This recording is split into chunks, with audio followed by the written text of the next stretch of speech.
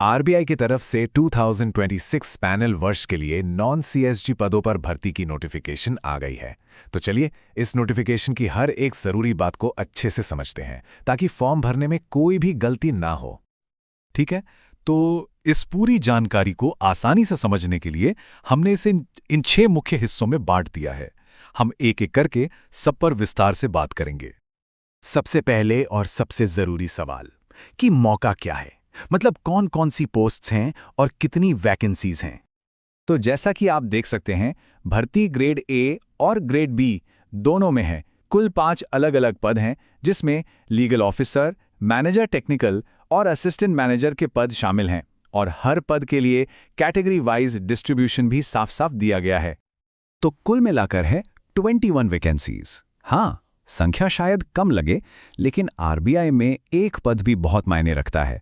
तो पहला section clear है, 21 वैकेंसीज, 5 अलग अलग पोस्ट्स।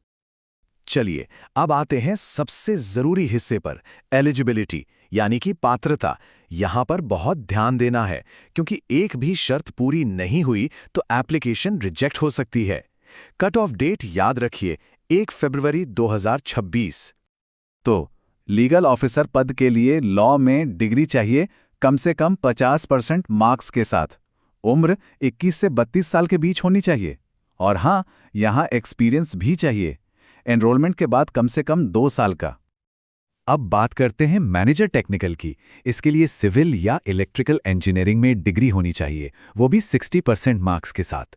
उम्र सीमा थोड़ी ज्यादा है, 21 से 35 साल, और यहाँ 3 साल का एक्सपीरियंस मांगा गया है।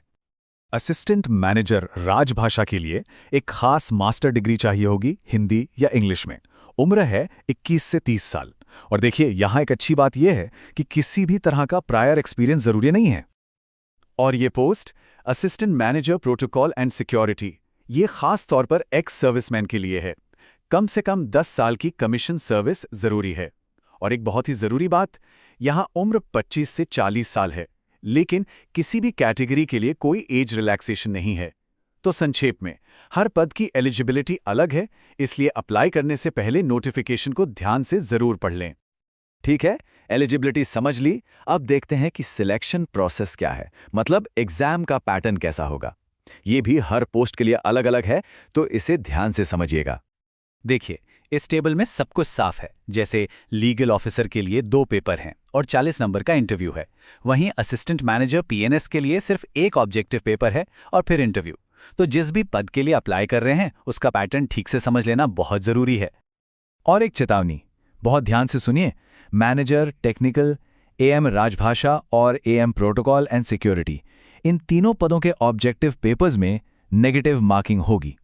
हर गलत जवाब पर 1/4 मार्क्स कट जाएगा, तो तुक्का लगाने से बचना होगा। तो रिकैप यह है, सिलेक्शन में ऑनलाइन एग्जाम, डिस्क्रिप्टिव पेपर और इंटरव्यू है, और कुछ पदों में नेगेटिव मार्किंग भी है।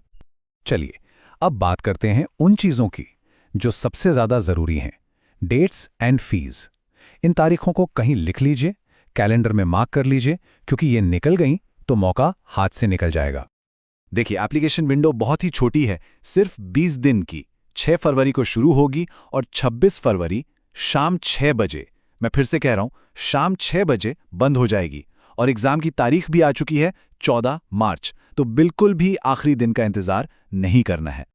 फीस की बात करें तो जनरल, ओबीसी और ईडब्ल्यूएस कैंडिडेट्स के लिए ये है 600 रुपये प्लस जीएसटी, और एससी, एसटी और पीडब्ल्यूडीटी कैंडिडेट्स के लिए सिर्फ 100 रुपये प्लस जीएसटी, जो कि इंटीमेशन चार्ज है। तो याद रखना है, आखिरी तारीख 26 फरवरी शाम 6 बजे। जो भी उम्मीदवार रिजर्व्ड कैटेगरीज में अप्लाई कर रहे हैं, उनके लिए अगला सेक्शन बहुत ही ज़्यादा ज़रूरी है। डॉक्यूमेंट्स को लेकर कोई भी कोताही नहीं बरतनी है। खासकर ओबीसी एनसीएल कैंडिडेट्स ध्यान दें, आपका सर्टिफिकेट नया होना चाहिए, मतलब 1 अप्रैल 2025 के बाद का बना हुआ हो, और ये पिछले 3 फाइनेंशियल ईयर्स की इनकम पर बेस्ड होना चाहिए। तारीखों को लेकर कोई कंफ्यूजन नहीं होना चाहिए। इसी तरह ईडब्ल्यूएस कैंडिडेट्स का सर्टिफिकेट भी 2025-26 के लिए वैलिड होना चाहिए। निचोड़ ये है कि चाहे ओबीसी हो, EWS हो या PWBD, सभी के सर्टिफिकेट्स RBI के दिए गए फॉर्मेट में और एप्लीकेशन की आखिरी तारीख यानी 26 फरवरी 2026 से पहले बने हुए होने चाहिए। इसमें कोई छूट नहीं मिलेगी। चलिए, अब इतनी मेहनत और इस मुश्किल प्रक्रिया के बाद जो इनाम मिलेगा उस पर बात करते हैं, यानी RBI में सैलरी और करियर कैसा होता है। ग्रेड बी ऑफिसर्स की बात करें तो इनिशियल मंथली ग्रॉस एमोल्यूमेंट्स मतलब शुरुआती सैलरी लगभग 1,53,000 रुपए होगी। ये एक जबरदस्त सैलरी पैकेज है।